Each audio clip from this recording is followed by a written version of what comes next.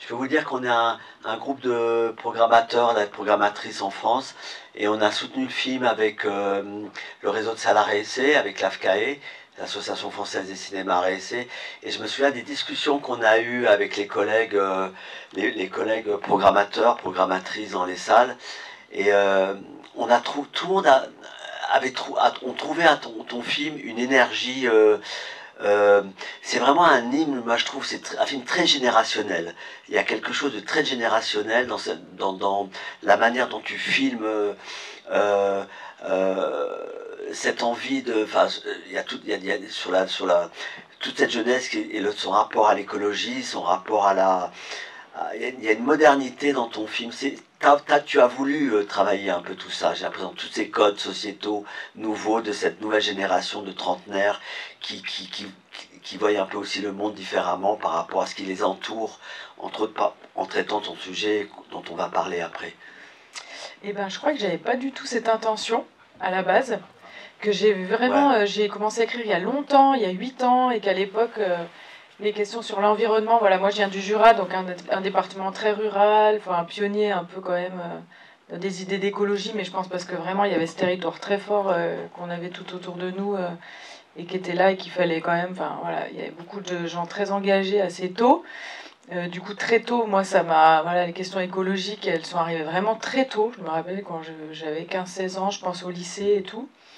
Et du coup, j'ai commencé à écrire ça il y a 8 ans et il n'y avait pas trop le. Voilà, c'était pas au devant de la scène, quoi, Oui, la question mais là environnementale. c'est vraiment nouveau depuis Du coup, quelques années. je voulais pas faire un film purement militant et je voulais faire un film intime sur les liens qu'entretient ce jeune homme à la nature et qui explique après, du coup, son engagement un peu militant de la fin du film. Mais ça, c'est arrivé vraiment tardivement, l'aspect militant un peu de la fin du film, enfin, voilà, la ZAD et tout. Et ça, en effet, c'était en écho un peu à tout ce qui se passait en France à ce moment-là. Mais au tout début, c'était vraiment, j'avais pas d'intention précise à me dire je vais faire un film militant ou je vais parler d'écologie ou je voulais faire un film plus sur les rapports entre l'être humain et le vivant.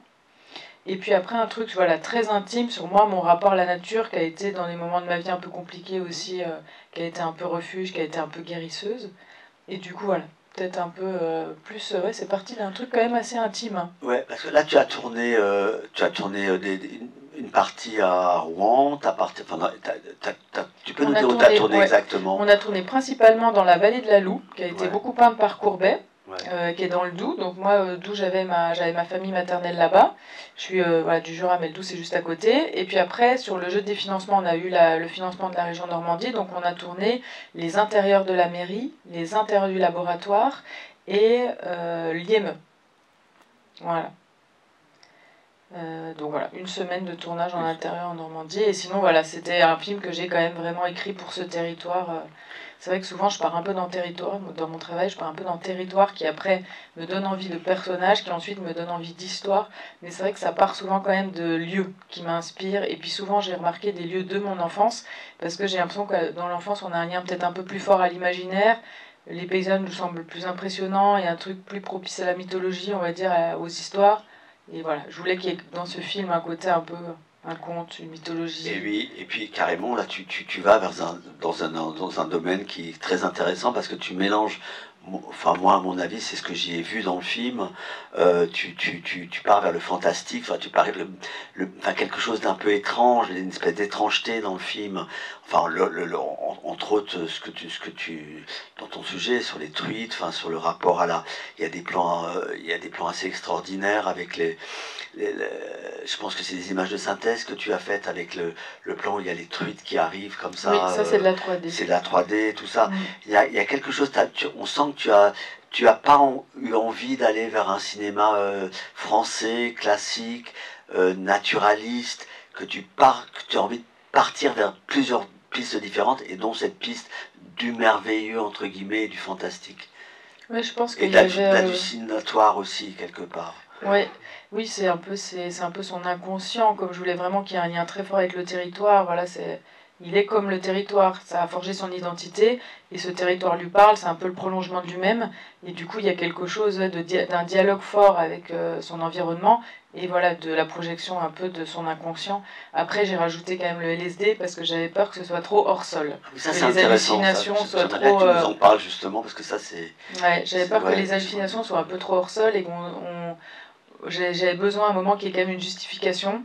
Et ce que je trouve intéressant dans le LSD, c'est que c'est quand même une drogue, quand on lit un peu des études scientifiques, les gens qui consomment du LSD ont l'impression de faire partie d'un tout, d'être plus proche de leur environnement. J'avais lu comme ça une étude comme ça, et je m'étais dit, ah bah c'est pas mal comme drogue, parce que c'est chimique, et en même temps, voilà, c'est une drogue quand même voilà, de l'inconscient, de projection, de ce qui nous travaille au fond, voilà. Du coup, je la trouvais bien.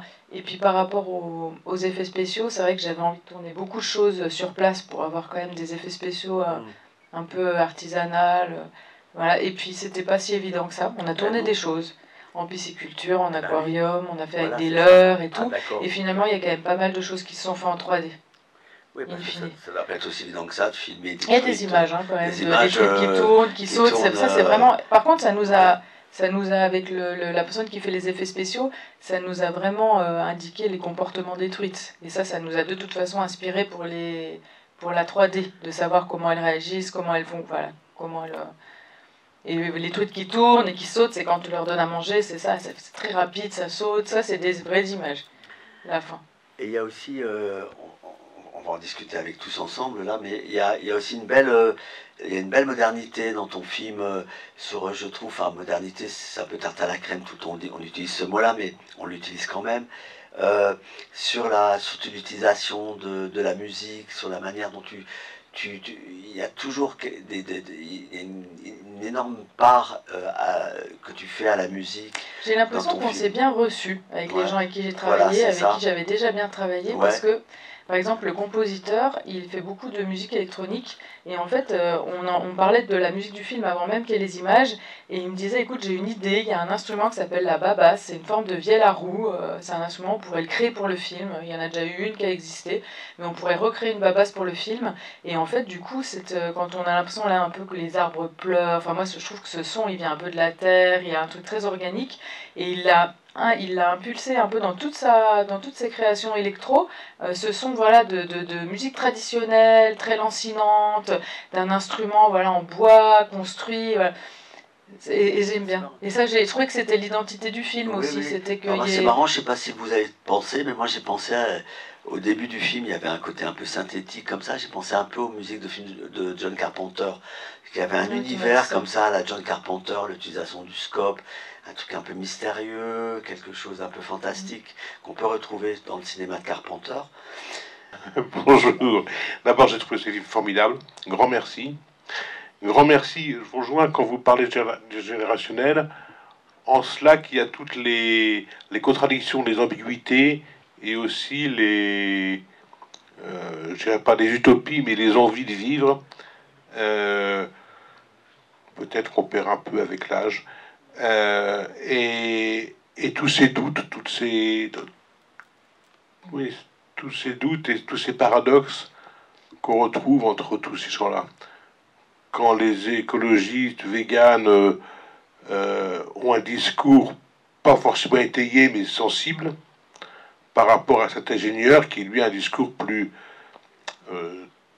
nature mais aussi plus étayé. Enfin, il y a tous ces paradoxes-là, toutes ces diversités-là plutôt. Et puis alors les images formidables. Les images, on aurait des tableaux impressionnistes avec des cieux qui nous arrivent selon les humeurs et selon les événements. Bref, j'ai adoré ce film. Vraiment, bravo, et j'ai pas de questions. C'est vrai que par rapport à la science, j'aimais bien avoir l'idée du personnage scientifique. Me plaisait bien parce que je voulais encore une fois ne pas travailler la nature comme un aplat à distance, et je trouve que la science c'est vraiment une façon d'aborder la nature qui est concrète quoi. Et j'aimais bien que ce personnage là il aille dans la dissection, il aille dans vraiment le vivant comme ça, de façon un peu organique on va dire, pas contemplative. Voilà, je voulais pas qu'il soit contemplatif. Oui, bonjour Lucie. Oui, notre laborantin. Toute Donc l'équipe. Ah bah génial, alors on a tourné dans le labo, ah bah, trop bien. Alors d'ailleurs, voilà, une petite réflexion, ça fait tout drôle de voir notre environnement de travail quotidien oui. par le prisme du cinéma, on est ailleurs, quoi. Donc ça a mis à part, effectivement, pour revenir à ce que vous disiez, ce qui est intéressant, enfin, mon point de vue, c'est l'aspect effectivement un peu fantastique, rapport à la nature, et si ça avait été resté que comme ça, je pense que ça aurait été un peu plat. Et ce que vous disiez justement, je trouve que la structure avec l'aspect scientifique qui ramène à chaque fois, en fait, on sort du fantastique, on relie vers du cartésien en fait sans arrêt. Et je trouve que ça permet de bien structurer le film et de le rendre bien architecturé, quoi. Ouais, c'était ça qu'il fallait doser, ouais, pour rester quand même dans un truc concret et que ça parte pas sur des espèces d'images comme ça qui arriveraient, qui seraient hors sol et. Oh, c'est cool que vous soyez tous venus. Si je comprends bien, c'est l'endroit où vous avez tourné le toutes les scènes de labo. On a de la chance parce qu'ils nous ont ouvert les portes d'un labo. Et c'est où exactement si c'est à Petit Couronne. Ok, d'accord. Labo qui fonctionne 24 heures sur 24. Donc quand on tournait, il y avait les analyses. Gros labo, hein, gros. Ouais. On a eu de la chance parce que d'ailleurs, on me l'a fait remarquer. Les scientifiques m'ont dit ça fait plaisir de voir des vrais labos et pas des paillasses de lycée au cinéma. Et on voit vraiment des vrais instruments. Enfin, merci encore. Je trouve que la comédienne, elle est bien Mégane, là. Hein. Enfin, tout est comédien. Enfin, les comédiennes, tes comédiens, on y croit vraiment beaucoup. Moi, je connais rien en labo, mais on croit vraiment qu'elle est vraiment laborantine. Ah bah, ils leur ont appris les manips et tout. Hein. Oui, vous les avez formés. Il s'est pris au jeu, Finnegan. Vous voulez nous en parler peut-être ou... non, moi, je suis plus sur le terrain. C'est toi surtout qui a formé... C'est Jean-Luc, voilà. Jean-Luc, si vous voulez nous en parler. Merci. Merci. Oui, bah, c'était un plaisir, parce que c'était une expérience exceptionnelle pour moi. Donc j'ai essayé de m'impliquer au maximum, parce que c'était original, c'est vrai que c'est pas notre quotidien. Ouais. Donc du coup, c'était bien sympa de pouvoir travailler avec une équipe comme vous. En plus, tout le monde était vraiment sympathique. Et quand on voit après ce que ça donne, ça fait plaisir d'avoir participé un petit peu dans cette expérience, quoi. Bon, voilà. Trop bien. Donc merci. Merci à vous. Alors, je vous dis bravo déjà.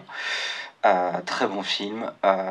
J'ai beaucoup aimé la musique et je vois qu'il y a un grand rapport aussi avec le casting parce que dans le casting, je vois qu'il y a Andranik, il y a Finnegan. Andranik qui est rappeur à côté, Finnegan qui avait fait une vidéo Combini où justement il reprenait des paroles de chansons de manière théâtrale, et il y a aussi un côté dépression. Par exemple, la solution pourrait être dans le grand trou, plein de choses comme ça, et j'adore beaucoup ça, et je voulais vous dire juste bravo. J'ai pas forcément de questions, mais voilà. Ah bah merci, ouais. C'est un groupe d'Amiens qu'on voit dans le groupe. D'Amiens, c'est ça. Ouais, structure. Parce que toute cette partie, elle est extraordinaire. Et c'est eux qui jouent aussi le générique de fin. Ouais. Toute cette partie, elle est... Moi, je rebondis sur ce que vous dites parce que je me permets, ça, avec ce trou béant là, je sais pas comment vous avez tourné ça. Enfin, c'est quoi? Alors on est parti d'une carrière existante, mais où ils extraient des gros blocs. À l'époque, ils les livraient en Suisse pour faire des gares, donc c'est vraiment du gros caillou. Et eux, ils sont pris au jeu aussi du tournage et ils nous ont dynamité un trou de 3-4 mètres de fond et ensuite on l'a prolongé en 3D. Mais c'était vachement bien d'avoir le trou de base pour organiser la mise en scène plutôt que de le faire face à un sol à plat, quoi. Et ça, voilà, ça me permettait... C'est une carrière, c'est une grosse carrière. C'est une grosse carrière, c'est ça? Une énorme carrière, ouais, on en a plusieurs.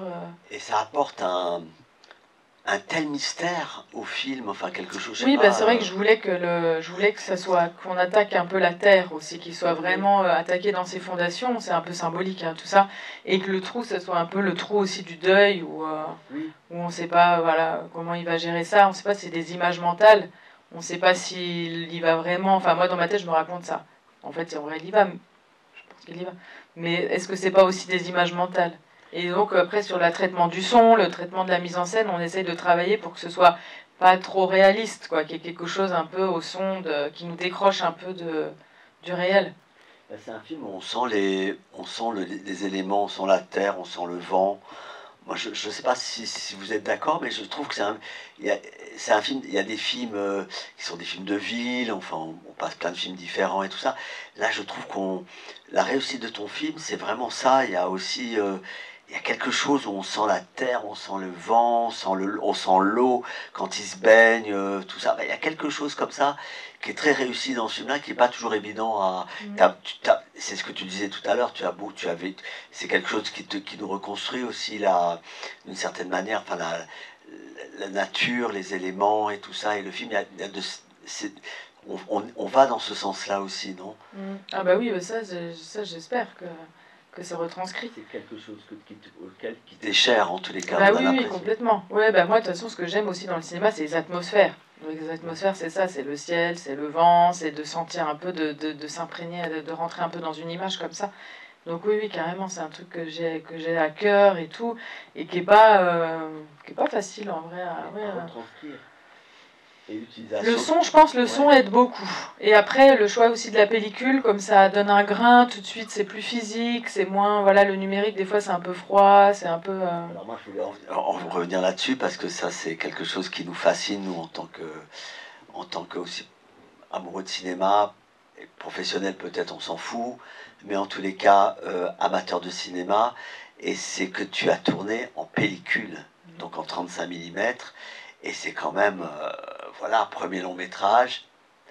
Raconte-nous un peu cette expérience parce que c'est quand même quelque chose d'hyper intéressant. Oui, c'est pas évident comme choix à faire parce que ça veut dire qu'on a beaucoup moins de jours de tournage, beaucoup moins de jours aussi de post-production, de montage image, de montage son parce que ça coûte quand même vraiment cher. Et après, on a aussi un nombre de bobines un peu réduit, donc on a un peu le stress de devoir faire que 2 ou 3 prises à chaque fois. Donc ça, c'était un truc qui me plaisait, moi, parce que à la base, j'ai fait plus d'études de théâtre et j'aimais bien l'idée qu'on répète pas mal et qu'au moment où on tourne, ce soit ici et maintenant et que tous les techniciens, les comédiens se concentrent et que quelque chose se passe dans cette prise aussi de risque sur le moment. Et ça, je pense que tout le monde a, en fait, finalement apprécié l'expérience. J'ai pas l'impression que les comédiens étaient trop stressés par ce truc-là. Ils l'ont été quand je leur ai annoncé. Quand je leur ai annoncé, même Andranik, je me rappelle... juste avant que je lui annonce, il me dit oh là là, j'ai tourné un film en pellicule, on a dû retourner des trucs, c'était horrible et tout. Et là, je lui dis bon, j'ai quand même quelque chose à te dire, Andranik, le film va être retourné en pellicule. Tu veux toujours le faire? Voilà. Mais les autres, non, ça va, c'était pas, ça lui aura plu. Puis en vrai, il y a plein de films tournés en pellicule. Hein. Comme je disais, à Cannes, sur les sections officielles, t'as la moitié tournée en pellicule. C'est tellement plus beau à la fin, enfin... Les James Bond sont tournés en pellicule, hein, les gros blockbusters et tout. Mais eux, ils s'en foutent, ils ont des tonnes de bandes, donc forcément, c'est pas les mêmes inquiétudes que nous. Mais voilà, et en tout cas, moi je voulais, pour ce film, où je voulais que la nature soit un personnage, sans dire un truc trop cliché, je voulais que la nature soit forte et dense, et je pense que la pellicule, c'était la bonne solution pour ça. Que sinon, ça aurait été moins vivant. Voilà. Et j'aime bien, il y a des accidents de couleurs. On ne sait pas trop quand on filme ce que ça va donner après, hein, comme couleur. Et après, il y a un boulot d'étalonnage sur les films qui fait qu'on peut changer les couleurs, les intensités, les mêmes. Excuse-moi, mais il y a beaucoup de surprises et j'aime bien. Vous êtes fait des projections des rushs en 35 mm? Alors, moi, je ne les regardais pas, mais mon équipe les regardait pour vérifier qu'il y ait du net partout. Ouais. Et comme je racontais ce matin, c'est vrai qu'à un moment, on a eu le net sur... la brindille à côté du visage de Finnegan quand il raconte au domaine de pêche que les truites mutent, qu'il voit, ça tourne. Et donc ça, on a dû le retourner. Il a retourné tout seul avec les membres de l'équipe qui lui faisaient la réplique, parce qu'on s'est rendu compte 3-4 jours après, quand on a eu les rushs, parce qu'on a les rushs en décalé, on les envoyait 2 fois par semaine à Paris, que c'était flou sur son visage et net sur la brindille, juste à côté de son œil. Ah oui, oui, oui. Un léger flou, hein, tout petit, mais qui fait que ouais, c'est bizarre et que ça marchera pas. Et voilà. Donc c'est vrai qu'on a des retours qui sont pas aussi précis qu'en numérique avec l'argentique, et en plus on voit pas les couleurs. Donc, voilà. Et c'est tout petit et c'est fluo. Donc. Et là tu tournes en scope, c'est-à-dire format qui prend tout l'écran, hein, enfin, l'image qui occupe vraiment toute la superficie de l'écran. C'est-à-dire que c'est un format...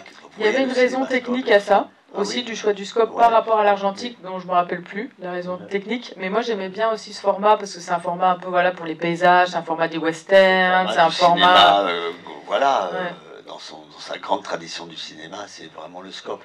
Et d'ailleurs, c'est marrant parce qu'il y a de plus en plus, il y a des cinéastes aussi de l'intime qui ont fait des choses très intimistes comme ça et qui ont filmé avec ce format-là en scope. Ça donne quelque chose aussi de différent, pas forcément que des paysages. On a tendance à associer beaucoup le scope alors que là, on est quand même très proche des visages et je trouve que ça adresse quand même des portraits. Hein. Ouais. Mais c'est très très beau, quoi. Quel est le nom du chef opérateur ou la chef opératrice? Thomas Favel. D'accord, Thomas Favel, ok. Une question. Et c'est grâce à Thomas d'ailleurs qu'on a tourné en pellicule, parce que moi j'avais cette envie, mais je devais faire mon film avec un autre chef opérateur qui n'a pas pu faire le film. Et quand Thomas est arrivé, il m'a proposé ça. Et c'est vrai qu'il s'est bien mobilisé aussi pour demander les devis, pour... C'était pas gagné, quoi. Je pense qu'il fallait qu'on soit plusieurs avec ce désir pour convaincre une production. Et c'était son premier film. La productrice, elle a été un peu folle de faire ça, mais du coup, elle est contente. elle a eu très peur. Mais... Oui, merci. Bonsoir. Je voulais vous demander si la préparation avant le film avait été longue, si vous aviez eu du mal à trouver des sponsors ou des producteurs, et d'autre part... j'ai oublié. L'écriture a été longue parce que j'ai aussi travaillé sur d'autres choses pour gagner ma vie le temps de cette écriture-là. Et comme j'étais partie avec la productrice de mon court-métrage, elle n'avait pas les moyens de financer l'écriture. Souvent, en plus, en tant que réalisateur, on a quelqu'un qui écrit avec nous, un co-scénariste, et à deux, c'est vrai que c'est plus dynamique, ça va plus vite, et ça, il n'y avait pas non plus les sous. Donc du coup, l'écriture a été très longue. Après, une fois qu'on a eu le premier financement, ça allait relativement vite. Il y a un effet un peu boule de neige. On a eu au début un financement du CNC, l'avance sur recette, assez conséquent, qui après fait qu'on a rapidement eu Canal+. Après, on a trouvé un distributeur. Bon, c'était la période très dure pour trouver un distrib. Heureusement, on a trouvé Paname qui s'est engagé gentiment sur le film. Et voilà. Donc, et après, les régions ont été assez rapides aussi à suivre après l'avance. Voilà. Et après, la prépa vraiment, moi, de travail, je pense que je me suis mis à temps plein en novembre 2022 et on a tourné en juillet 2023 et ensuite la post-production jusqu'à mai 2024. Et après, maintenant, l'accompagnement du film. Merci. Et d'autre part, est-ce que vous aviez une équipe technique grosse, importante ou bien réduite? Plutôt importante. Genre, vous étiez combien sur le plateau? Je pense qu'on devait être 30-35, je dirais. Ah oui, en effet. Et après, il y a un peu plus de monde parce qu'il y en a qui sont pas sur le plateau en déco, en régie. Je vous remercie. Oui, bonsoir. Moi, c'était une question plutôt sur mon ressenti du film, en dehors de tout ce qui a été dit et pour lequel j'acquiesce complètement sur les images. Le plus qui m'a interpellée dans ce film, c'est l'histoire intime de ce jeune homme avec le passé, son père, etc. Donc tout ce rapport, lui, avec son évolution, que ce soit dans sa profession, que ce soit dans sa consommation de drogue ou autre, et dans son délire ou autre, les petits... Comment je voudrais... Enfin, les aspects où vous distillez un petit peu son histoire intime, pour moi, a renforcé la profondeur de ce film. Oui, c'est vrai que c'est quand même raconter son histoire. Après, là, on parle de l'image, du son, du fantastique. Mais oui, à la base, c'était cette histoire de ce personnage qui a vécu un trauma, qui a clivé, qui est dans le déni, qui a fui un peu à Berlin, qui était dans une fuite un peu dans la fête, dans la drogue, et puis du coup, qui va rentrer chez lui, et qui là, va pas pouvoir trop mentir à ses proches sur son état.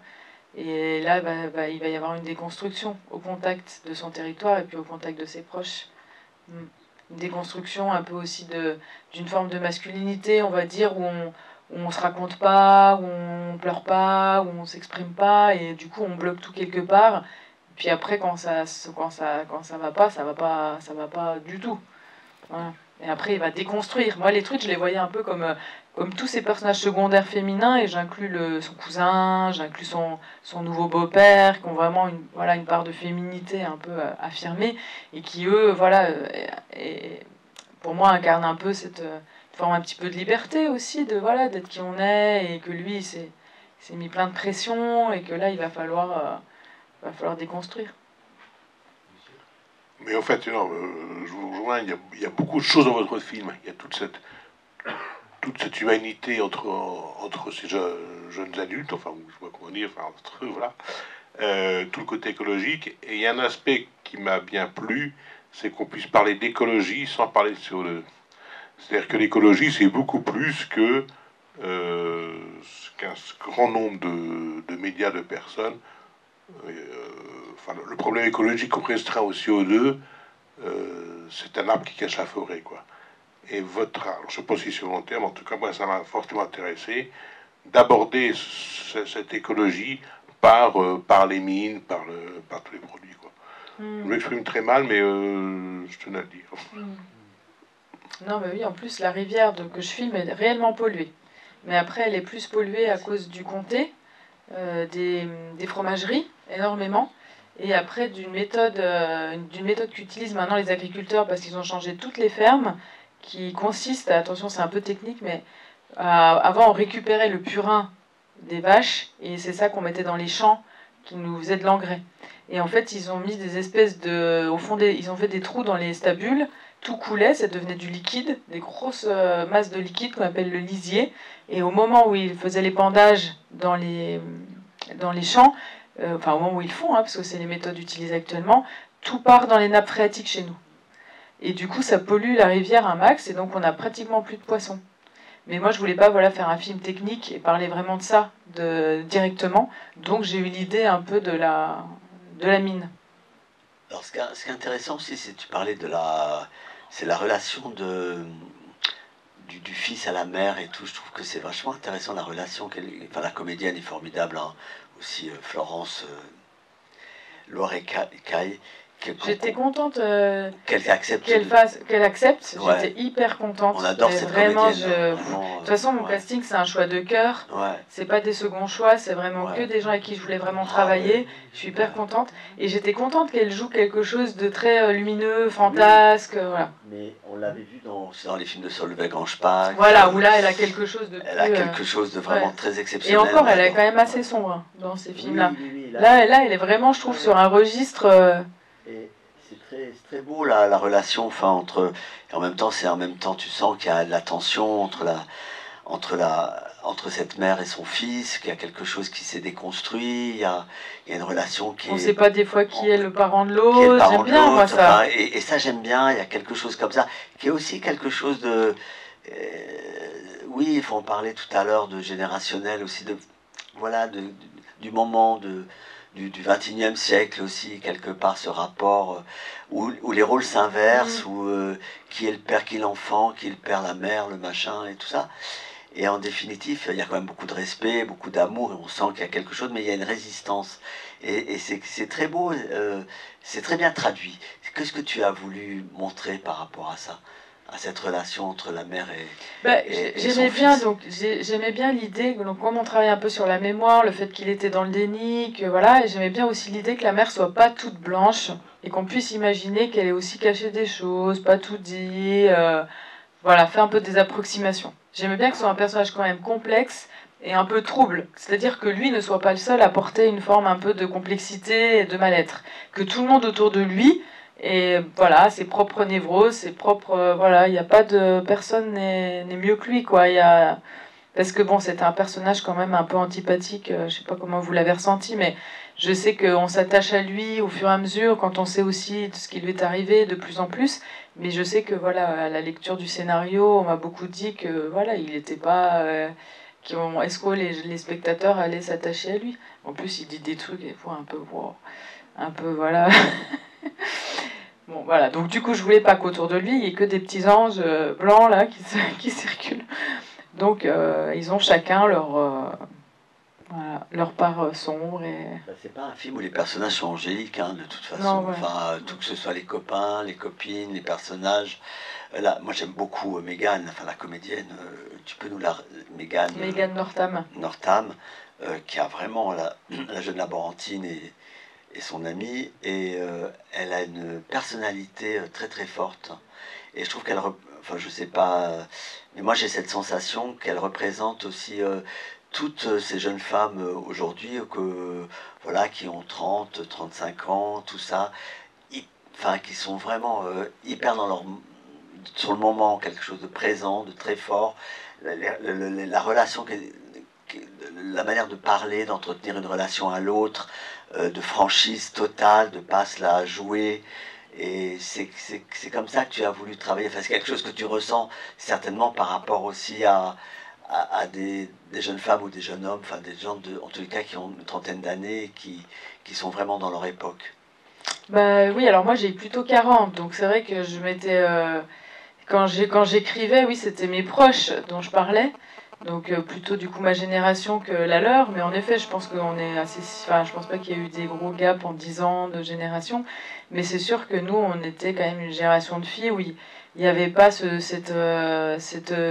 enfin en même temps je dis ça, mais il y a plein de filles qui sont quand même là-dedans, mais en tout cas il n'y avait pas d'injonction à la séduction, à être dans la séduction, voilà, j'ai l'impression que moi les gens qui m'entouraient n'étaient pas, à part certaines peut-être, mais quand même majoritairement...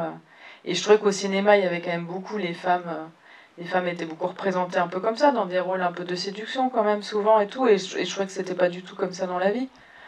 Donc du coup, voilà, c'est un personnage qui a un franc-parler et tout, et puis je voulais aussi démonter un peu les codes, comme on sait, qu'ils vont un peu finir ensemble à la fin. Je voulais pas qu'il y ait justement une espèce de mystère autour de cette femme, comme on voit un peu dans les films. Bah non, ils sont très proches. J'ai construit un peu les codes comme ça de la comédie romantique. C'est des amis, ils sont très proches, et ça n'empêche pas le sentiment amoureux de se montrer un peu comme on est, qui on est, et pas nimbé de mystère. Bonsoir. Moi, je me demandais pourquoi est-ce que les personnages fumaient tous beaucoup. Oui, on m'a posé cette question plusieurs fois.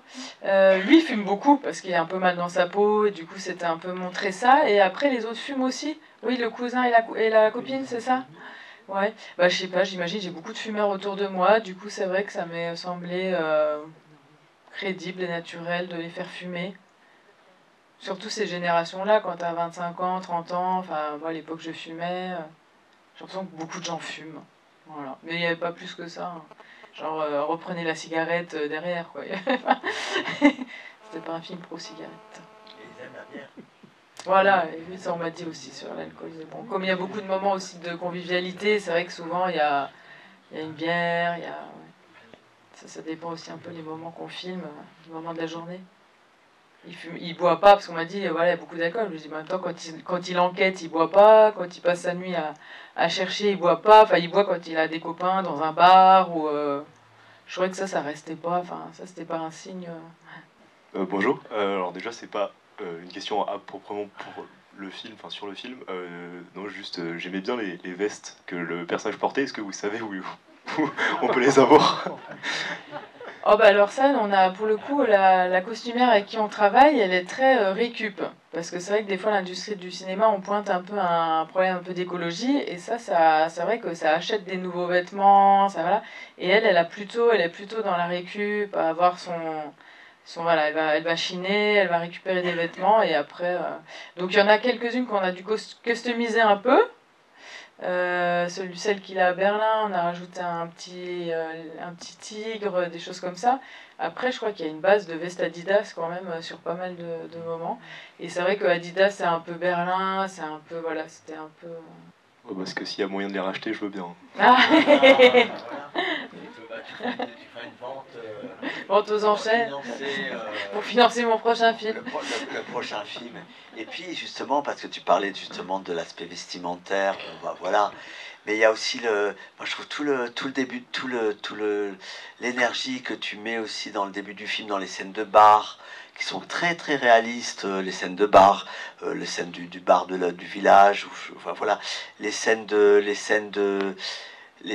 fête au début du film, elles sont très très chouettes, très bien traduites.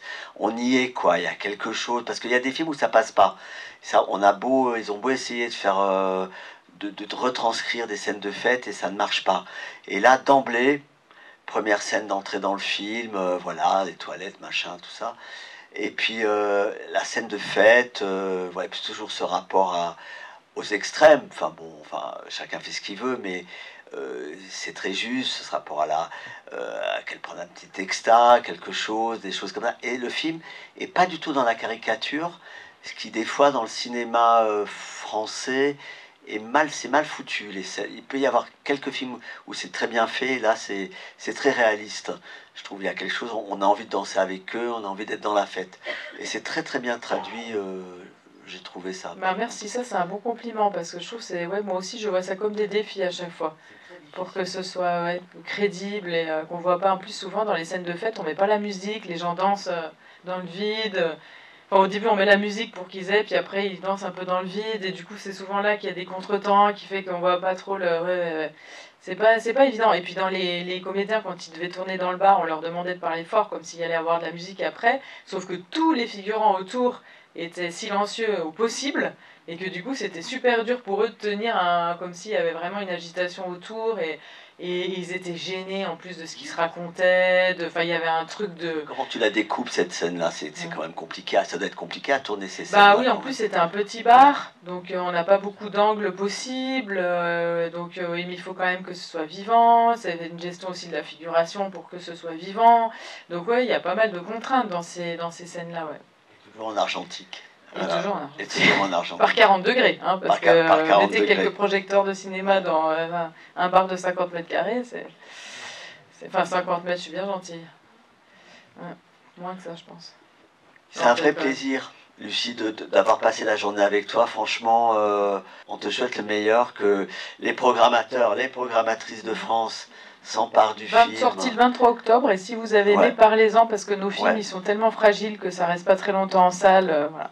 Oui. Les 3-4 premiers jours sont assez déterminants. Voilà, mais nous, on fera le chemin avec le film. C'est promis, à partir du 23 octobre.